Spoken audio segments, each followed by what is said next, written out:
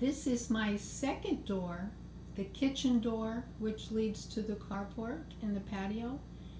This is my second way of nighttime security.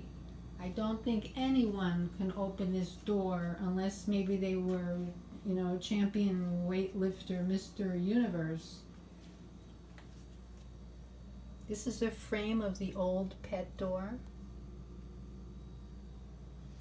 Okay, let's see where it goes. Look where it's attached.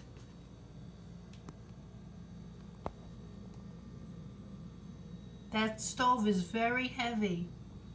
So you see what I mean? I'm thinking that the only place they could get in is if they broke the glass of the window, but then they'd have the noise of the breaking of the glass. Here's the glass.